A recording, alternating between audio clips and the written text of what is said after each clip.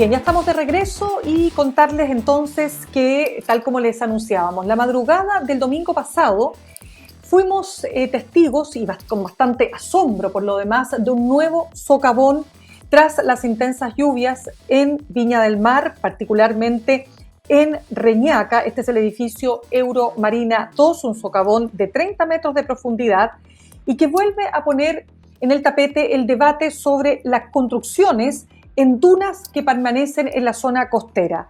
Uno de los aspectos más importantes de este debate, y esto es parte también de lo que vamos a conversar ahora, tiene que ver con que el Plan Regulador Metropolitano de Valparaíso, que fue publicado en 2014, no incorporó indicaciones normativas ni en su ordenanza ni en su zonificación sobre los campos de dunas activas y o estacionarias.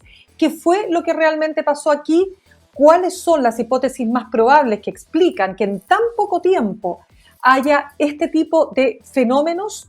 No olvidemos que el año pasado se dieron otros 2 casos muy graves por lo demás en Concón. Vamos a conversar a esta hora con Cristian Araya, docente de Geografía de la Facultad de Ciencias Sociales de la Universidad Alberto Hurtado. Cristian, ¿cómo estás? Gracias por estar con nosotros esta tarde. Hola, buenas tardes, Mirna. ¿Cómo estás? Muchas gracias. Quiero partir preguntándote, porque, a ver, para tener una definición súper clara, ¿qué es o cuál es la diferencia entre una duna activa y una estacionaria? Y claro, la pregunta de fondo es ¿por qué finalmente se ha permitido construir en ellas? Sí, bueno, una duna activa es, bueno, las dunas son formas de origen eólico. ¿Qué quiere decir? De que el principal motor de su formación está compuesta de arena, ¿no? Pero el principal motor de su formación es el viento.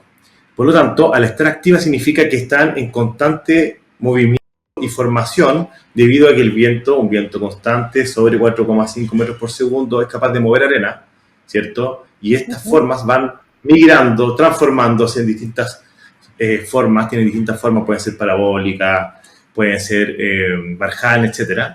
Y entonces están activas y ergo, por lo tanto, cualquier tipo de construcción ahí es impensado sobre, ¿cierto? Arena en movimiento. En cambio, las estacionarias, o algunos le dicen fósiles, tienen varios nombres, son aquellas dunas que ya tienen vegetación y ergo no existe un movimiento de estas, ¿no? Por lo tanto, no hay flujo de sedimento de un lugar a otro y por lo tanto es factible, está en un periodo de biostasia en donde es factible que la vegetación pueda crecer y formar suelo. Entonces tienes dos ejemplos, unas que son arena en movimiento y otras que realmente ya no presentan movimiento y por lo tanto se permite la formación de suelo y también que las gobierne o las cubra vegetación. Claro. Cristian, ¿dónde se construyó entonces? ¿En dunas activas o estacionarias? Es una buena pregunta. En realidad, esto de dunas activas estacionarias fueron incluidos dentro de elementos normativos, ¿cierto?, de los años 60, ¿no?, que decían que sobre dunas que son activas no se puede construir. Y evidentemente, en el caso de estos proyectos que sufrieron el socavón el año pasado y este año recientemente, se construyeron sobre dunas que estaban con vegetación, ¿ya?, en superficie. Pero esta vegetación son formaciones de gramíneas, son herbáceas, algo de arbustivo, entonces en realidad estaban recién en un proceso de maduración, ¿no?, de formación de suelo. Y algo, por lo tanto, debajo de esa vegetación donde se construyó, debajo, es arena, es pura arena prácticamente.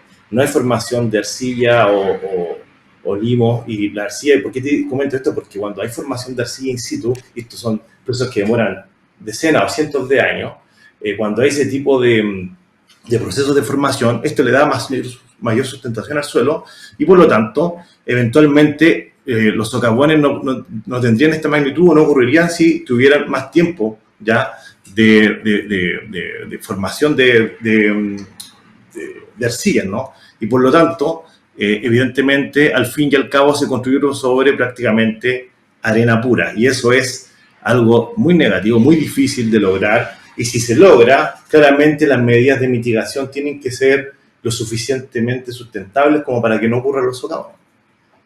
Ya, pero entonces aquí, ¿cuál es la explicación de fondo, Cristian? ¿Que las medidas de mitigación no fueron lo suficientemente sustentables o que nunca debió haberse construido ahí? Sí, en realidad esa pregunta en términos de que, en términos estructural y normativo, en realidad en casi cualquier superficie se puede construir teniendo las medidas de mitigación adecuadas. En este caso, al ocurrir socavones no fueron adecuadas. Eso es una arista de la discusión. La otra arista realmente es si es, por así decirlo, éticamente factible o recomendable, ¿cierto?, construir sobre formas que son geopatrimoniales, ¿no? Son formas que son muy antiguas del Holoceno y parte del Pleistoceno, y por lo tanto quizás también ameritan medidas de conservación más que se construyan sobre estas superficies. Entonces ahí tienes dos argumentos, ¿no? Uno que es en términos de la protección de zonas que son patrimonialmente importantes, y otra que es la lista de constructibilidad con medida adecuada. En realidad realmente se puede construir casi en cualquier superficie. En este caso, como han ocurrido socavones, en verdad, al parecer, la parte de infraestructura, ¿cierto?, de evacuación de agua lluvia en este caso, ¿cierto?, colectores de agua lluvia, no ha sido la adecuada y quizás no ha sido bien diseñada o se ha colapsado, ¿cierto?, estas tuberías que conducen agua lluvia, producto de que se han conectado colectores secundarios más de lo que para los cuales estaban diseñados, y ergo se generaron estos socavones que evidentemente no son deseables. Entonces aquí se ven afectados también las personas que compraron ahí, lo conversábamos previamente antes de empezar esta entrevista. Claro. Bueno, fueron afectadas estas personas, evidentemente, y aquí hay una serie de errores, una acumulación de errores, que no vienen de, por ejemplo, he escuchado discusiones que orientan la culpabilidad hacia la municipalidad. En realidad, estas construcciones se empezaron a dar desde los años 90. Entonces, aquí hay una acumulación de distintas autoridades municipales que han tomado decisiones, y a su vez esto va acompañado con otras entidades del Estado como el MOB, el Servio, ¿cierto?, que tienen que ofrecer soluciones a estas construcciones que son evidentemente, en mi opinión personal, no deseables en una zona geopatrimonial. Claro, pero quiero preguntarte lo siguiente. Conversamos a esta hora con Cristian Araya, docente de Geografía y además parte de la Facultad de Ciencias Sociales de la Universidad Alberto Hurtado. Cristian, lo que quiero entender es lo siguiente, porque que haya un socavón, tú dices, ok, puede ser, pero cuando hay 3 socavones en un plazo de tiempo que no alcanza a ser un año, ¿no te parece demasiado coincidencia? O sea, ¿algo hay ahí que todo es culpa de los colectores, de los recolectores de agua y lluvia, o hay algo más? ¿Cuál es tu hipótesis, la más probable, que dirías tú que puede explicar esto? Mi hipótesis es que no sean en realidad una sobreexplotación a mí no se ha planeado bien el tema de la urbanización sobre dunas, ¿no? Se usa este término técnico de no, son dunas estacionarias, que ahí se podría construir.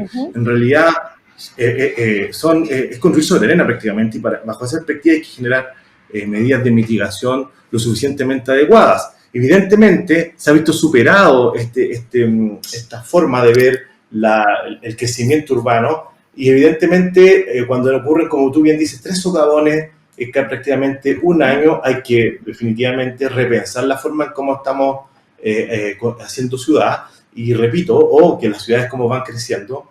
Y evidentemente el asunto es, Mirna, es que el diagnóstico desde la academia existe hace rato, desde la geociencia, desde la geografía a la cual yo pertenezco, ¿cierto? Estas consideraciones vienen de los años 90, que se viene avisando, en la Geomini incluso se ha pronunciado, de que las construcciones sobre paleodunas o dunas evidentemente no son lo deseable, pero evidentemente nuestra normativa, en algunos casos laxa, evidentemente también ha permitido que esto acontezca, y hay que revisar y re-revisar. Se supone, la ministra habló hace poco, ¿no?, y dijo de que estaba en proceso de investigación, y que también puso en duda la forma de cómo estamos haciendo las cosas, y que claramente yo no tengo ningún tipo de poder de influencia, pero claramente, si me preguntaran mi opinión, hay que detener todo tipo de proyecto que se esté construyendo para ver cómo lo hacemos, para ver si detenemos definitivamente el crecimiento de la ciudad sobre paleodunas, o si generamos las instancias para generar medidas adecuadas y que sean sustentables. Y el problema es que hoy en Chile no existe una normativa especializada para zonas costeras. En otros países sí existe, pero las zonas costeras son zonas muy complejas, y por lo tanto eventualmente ameritan legislación marco que permita integrar de buena manera toda la toma de decisiones para poder, en definitiva, generar un crecimiento sustentable de las ciudades, o incluso no crecimiento, sino que de detención del crecimiento y de conservación de zonas geopatrimoniales importantes. Claro, Cristian, lo que quiero preguntar, vamos a hablar también después vamos a entrar en el detalle de los colectores de agua, que no es menor, porque es una de las razones que se están esgrimiendo, ¿no es cierto? Pero antes que eso, ¿te llama la atención que en el caso de lo que está pasando en Valparaíso, el plano regulador de 1965 sí hacía mención específicamente a estas dunas activas o estacionarias, pero resulta que eso se destacó en el plano regulador de 2014?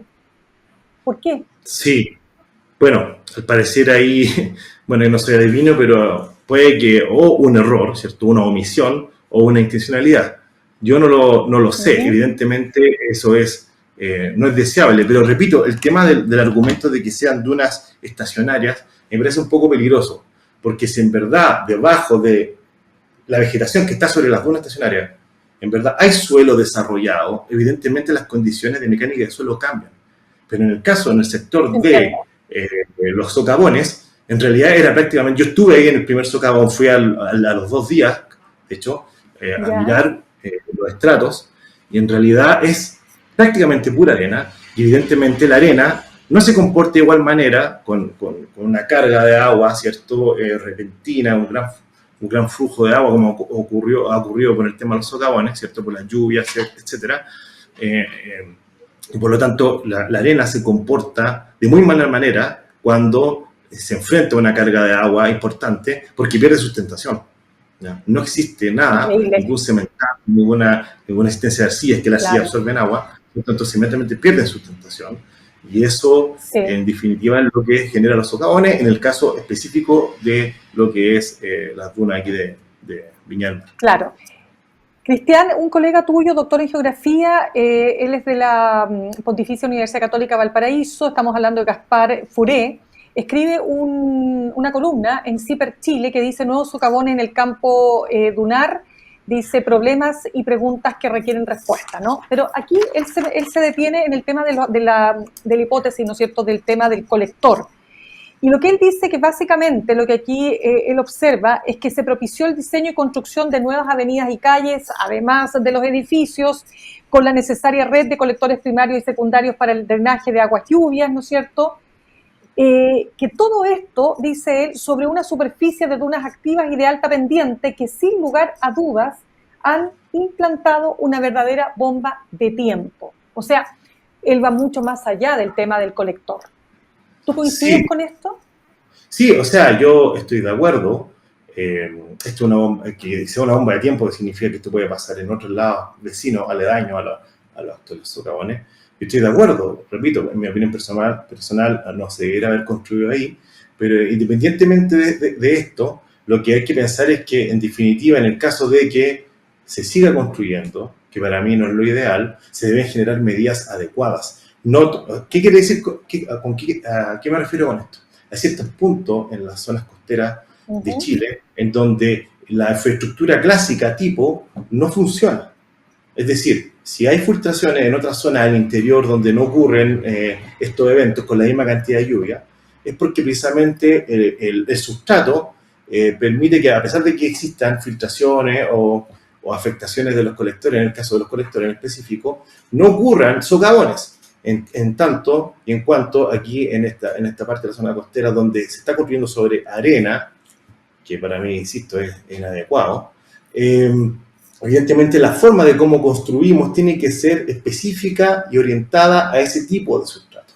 ¿Ya? Esto no solamente pasa acá, en la zona norte, en suelos salinos, la construcción de cañerías de conducción de agua ha generado que los suelos se hundan y han afectado también construcción. Entonces, hay zonas en Chile que el diseño, ¿cierto?, de este tipo de infraestructura debe ser especial, específica, con un buen plan de mantención, quizás encamisada o que estén recubiertas, para que no ocurra y no acontezca esto. Respecto de lo anterior, de mi colega, sí, disculpa, es que esto es importante. Termina con eso. En realidad, esto no es un problema solamente de ese lugar puntual, que es al final, la parte final de donde Los colectores de agua lluvia vienen conectados de agua arriba. Esto es una cuestión de manejo de cuencas, ¿no? Vienen conectadas agua arriba y cada vez crece la ciudad, ¿cierto? Se va generando conexiones con colectores secundarios, se va, por lo tanto, conduciendo agua, porque otra cosa, cuando crece la ciudad se impermeabiliza, ¿cierto? Evidentemente, cuando tú impermeabilizas, el agua no infiltra y no percola, y ergo, tú tienes que generar infraestructura para conducir el agua de lluvia cuando llueve, evidentemente. Mientras más crece la ciudad, más conectores secundarios se hacen y requiere, por lo tanto, más conectores primarios. Y donde están estos edificios, en la zona terminal, porque esa agua se evacúa hacia el mar. Y como están en alta pendiente y una zona terminal reciben toda el agua de cuenca arriba, evidentemente, en algún momento iban a colapsar si es que no se hacían las medidas adecuadas, y el problema es que esto puede seguir pasando. En esta zona que, te repito, es una zona de alta pendiente, el peor lugar porque es una zona de alta pendiente, construida sobre arena, y donde van, en la zona terminal donde se evacúan las aguas que vienen de más arriba. Ya, entonces eso, con lo que tú me estás diciendo en el fondo es que primero, no te extrañaría que hubiera otro evento parecido, y dos, aprovecho el tiro a preguntarte porque se nos va acabando el tiempo. Estas personas que están en este último edificio que estamos observando en las imágenes, quiero preguntarte, ¿es difícil que eso tenga una solución, que eso se pueda reparar? Mira, la ministra habló hace 3 días y dijo que estaba en investigación en el caso específico de Aeromarina. No podría responderte eso porque falta que termine esa investigación y se tome decisiones.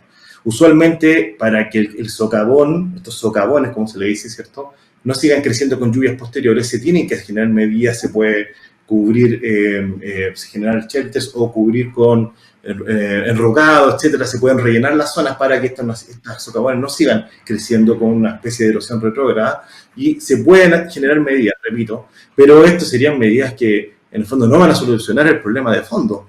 Y el problema de fondo es que evidentemente no estamos haciendo ciudad de manera sustentable. Falta una ley marco. Hoy, solamente para informarte, quizás tú ya sabías, pero hoy hay una ley de costas promovida por el Observatorio de la Costa, Carolina Martínez, profesora de Geografía de la Universidad Católica. Está en el Congreso, está moviéndose lentamente. ¿Y por qué te lo comento? Es un proyecto, exacto. ¿Y por qué te lo comento? Porque una ley marco que integre el concepto de manejo integrado a zonas costeras, que hoy no existe prácticamente en Chile, que pueda integrarse la toma de decisiones, que sea un crecimiento sustentable, ayudaría, así como se hace en otros países que están intentando enfrentar este problema, ayudaría evidentemente a minimizar este tipo de eventos y que no nos sigan ocurriendo en el futuro. Esa es la idea, ¿no? Porque aquí se pone en peligro vida, a veces eventualmente se ven afectados personas que viven aguas abajo de estos socavones. Al parecer eso ocurrió en el último evento,